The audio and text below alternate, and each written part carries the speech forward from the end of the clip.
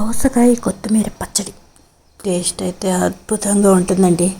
చేసుకునే ప్రాసెస్ ఏంటో మనం వెళ్ళిపోదామా? అవునండి, ఇవే నా ఛానల్ పేరు వచ్చి ఇది కదా వంట.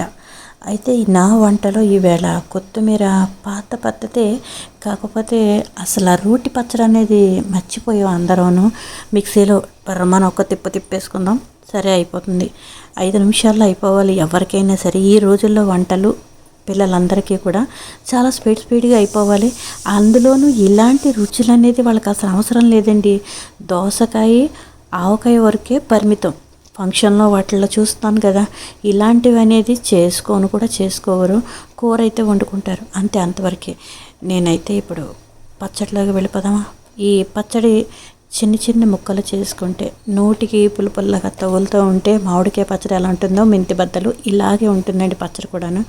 కొత్తిమీర అయితే కంపల్సరీ వేసుకోవాలి. కొత్తిమీర పచ్చిమిరపకాయతోటి చేసిన ఈ దోసకాయ రోటి పచ్చడి అనమాట. అయితే కొంచెం ఆవాలు, మెంతులు, మిరపకాయలు వేయించేసుకున్నాను నేను. ఈ చిన్న ముక్కలు తరుక్కోవడంలో ఉంటుందండి. ఇవి ఒక పెద్ద ఫ్యామిలీలో రుచులు ఎలా ఉంటాయంటే, ఇంత పచ్చడి ఎక్కడండి? ఇలాంటివి ఒక 5-6 పచ్చళ్ళు చేస్తే ఒక్క పూటకు వస్తుంది అంతే. అలా తినేవాళ్ళం. మా ఇంట్లో మా అమ్మగారు వాళ్ళందరూ కూడా పెద్ద ఫ్యామిలీ అనమాట. అయితే ఇప్పుడు ప్రాసెస్ ఏంటంటే, పచ్చిమిరపకాయలు శుభ్రంగా పోపు అంతా వేయించేసుకున్నాను. ఇంకా రోటిలో దంచుకోవడం ఒక్కటేనండి.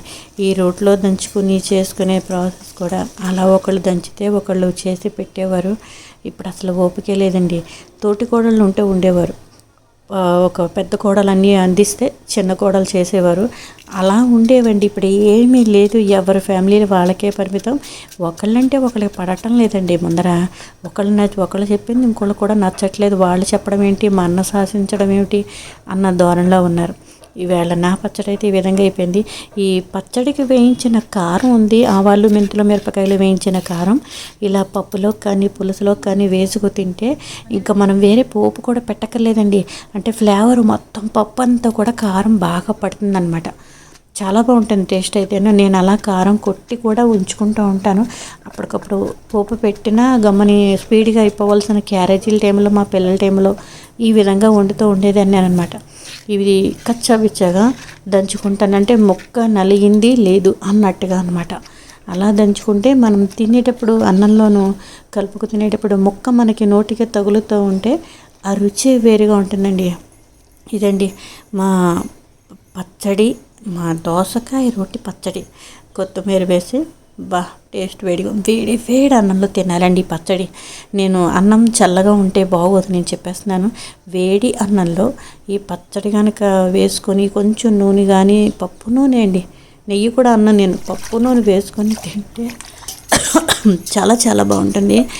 నాకు చాలా ఇష్టమైన ఈ దోసకాయ రోటి పచ్చడి. రోలు శుభ్రంగా మాత్రం కడుక్కోవాలి ఎప్పటికప్పుడు.